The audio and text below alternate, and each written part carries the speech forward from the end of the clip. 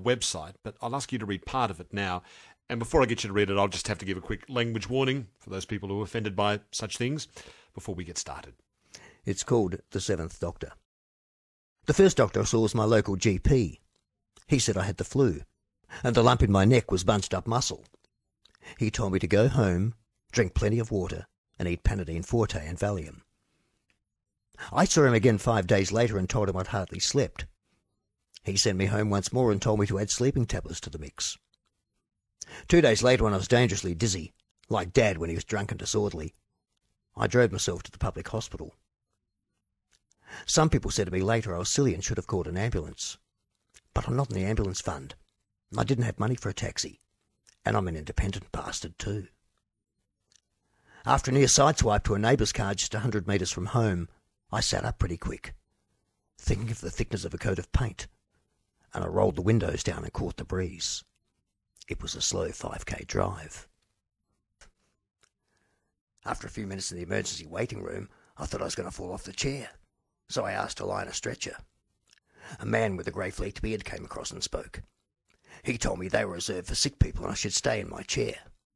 I told him he'd be sick if he didn't wheel a stretcher over for me now. After I'd lain down, he leaned over me and said, "You'll have to get off it if someone comes in who really needs it." I suggested he'd better be able to fight if he thought I'd be getting off. It only took another 5 hours. I was moved in to see the second doctor.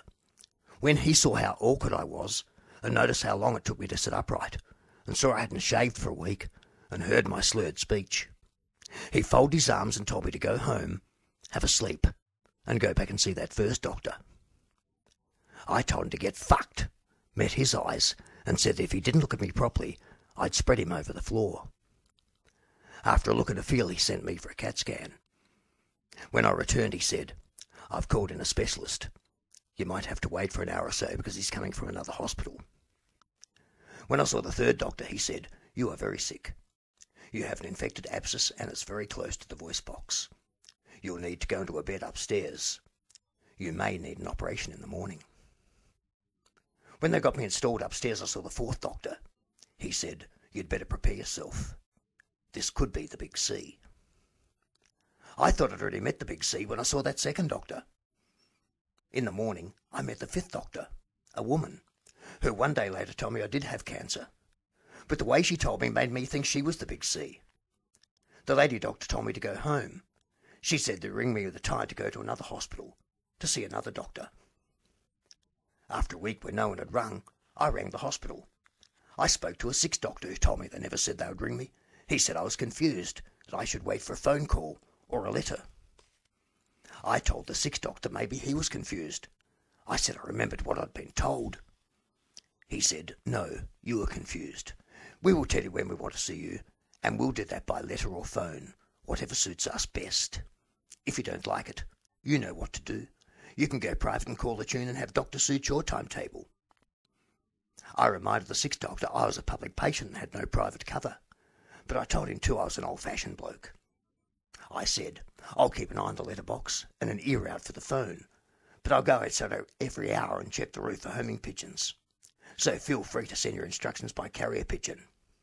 I've got a long ladder and a 17-foot high wall, and I feel quite confident I can climb the ladder and open up the metal band and retrieve any messages you might like to send. I'm happy to use the old technology or the new. I'll leave it up to you." The sixth doctor suggested we end the call. "With respect," I said, "maybe I'm confused and I don't really have cancer. Can you confirm that I actually do have cancer?" "Yes," he replied, "you do."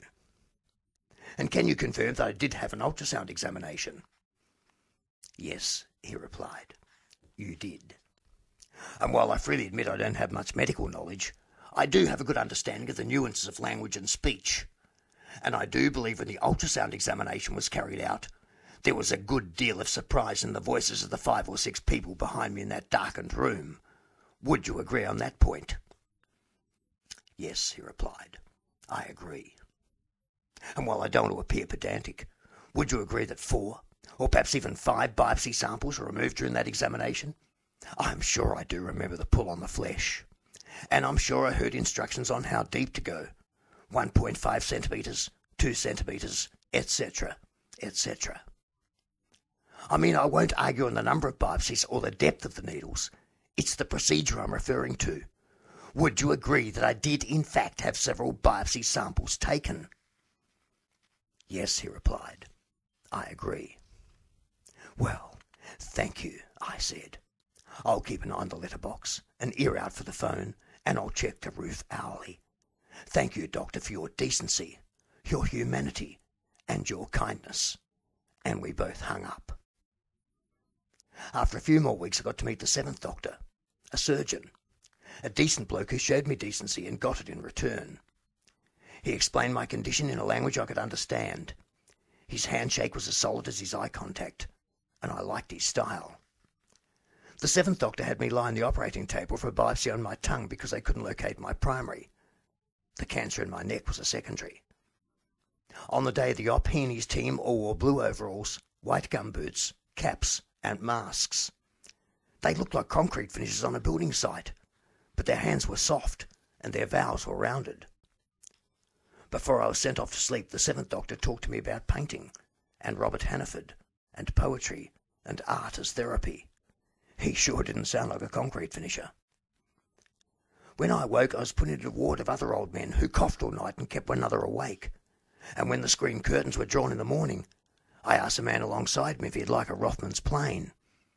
In his morning haze, he couldn't fathom my joke. Later that morning, I met a tribe of surgical doctors who told me to go home. My results would take 5 days to process. But at 6 o'clock that night, I had to go back. The abscess had started to swell again, and I met Dr. 8.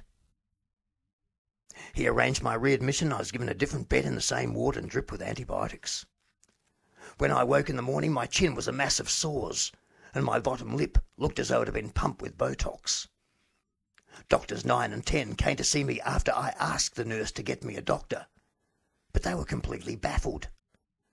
They didn't seem to be much older than my teenage daughter, and when they started mentioning the possibility of a staph infection, the nurse looked really alarmed.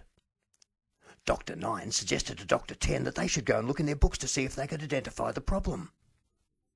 When they left, I told the nurse I'd like to see a grown-up doctor. I was scared, and so was she. When she came back with Dr. 11, she told him she'd like to move me from the ward to a private room. Dr. 11 said he didn't deem that necessary. He suggested it was maybe school sores. I suggested it might be cold sores, but Dr. 11 couldn't agree. I said I wanted to see a specialist. It was a teaching hospital and they must have someone capable of an accurate diagnosis. By the time Dr. 12 arrived, the nurse had panicked and moved me to a private room. I repeated to Dr. 12 I thought it might be cold sores due to stress, but he couldn't agree either. The following morning, a tribe of surgical doctors looked at me, and no one seemed too sure. It was then that Dr. 13 came to my bedside and cut the heads off some of the pustules and swabbed me.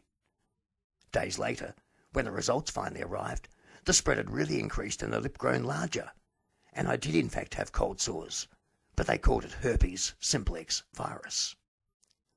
2 days later, they sent me home with a bottle of Condy's crystals and packets of antiviral tabs. About 2 weeks further down the track, I met Dr. 14, a dental doctor. The split corners of my mouth were still healing, but she needed to inspect my gums and teeth before my neck dissection the next day. I asked her to be careful, said I didn't have a big mouth, although I'm sure some doctors and others would dispute that. But she treated me with care, stating that I did have a small opening, and though I enjoy puns, I said nothing. Her advice was to get a tube of Dactarin cream and use it overnight, but more importantly, to smear it over the corners of my mouth just prior to the operation. She said it would be likely to stop any cold sores from coming back, and she was right. That next morning I saw Dr. 7 again, in the same operating theatre. He had his tribe of surgical doctors to back him up, along with 2 anaesthetists and a few nurses. As I was wheeled in, my eyes scanned for familiar faces. Dr. 8 was smiling broadly, so I winked at him. He understood my style and his smile broadened. A couple of days later, Dr. 8 told me the surgical team had read some of my poetry aloud as I was going off. That was Dr. 7's idea. Dr. 8 said they'd stop because some of it seemed a little R-rated. He said that after some of my lines were read, he remembered hearing me read when he was a teenager at St. Peter's College. I remarked that it must have been during Ray Stanley's reign, when the school was a bit more liberal, and more than just one voice was heard. He laughed at that, and I laughed too. I wasn't laughing when I woke up from the neck dissection, though. It was 5:20 p.m. when I sighted the clock in the intensive care unit, and I was feeling cranky, squinting, wondering where my glasses were, and trying to calculate how long I'd been lying there, and did they know I was awake? At 7:30 p.m. they wheeled me back to the ward, the same one I'd been in before, but again, a different berth. And there to greet me was my girlfriend and my youngest son, Paul. We counted backwards and calculated it must have been a long operation. They said the wound looked like I'd been carved up with a broken flagon. They said a bottle would have been far too small. They said it looked scary. And because I couldn't see what my visitors saw, I asked a nurse for a mirror. It scared me too. By 9 p.m, though, I was asking for food, as much to my own surprise as that of my visitors, but the swallowing wasn't fun. Dr. Seven had cut me from the bottom of my left earlobe to the top of my collarbone, then curled around and up to my Adam's apple. It was a cut as big as a baling hook, and with its 30 metal staples, it looked almost as shiny and nearly as dangerous. He'd performed his surgery on Holy Thursday, 20th of March 2008, and with the neck muscle removed he'd left a hole, but he'd taken the tumour too, intact we hope, and with 2 previous infections it had been quite a messy job. He was back at my bedside on Good Friday morning, away from his own 4 kids, explaining that I'd gone through the easy part of the treatment, that the chemo and the radiation would have come in about 6 weeks, after the wound had healed. He told me to go home and get into full cream milk, the banana smoothies, all the chocolate I could eat, and anything else that took my fancy and was fattening, to get some weight on because I'd sure as hell get it stripped off in 6 weeks' time. He told me too that my voice box had been welded to the tumour, that he'd had to cut it free and there'd been some nerve damage and my voice mightn't improve a lot on what I had at that point. But I was still talking, and I was still listening, grateful to have Dr. Seven on my side. It was a Good Friday to get that news. I lay in bed eating Easter eggs, silver paper and cellophane surrounding me, chocolate sliding down my throat. You've been listening to a podcast of Conversations with Richard Fidler.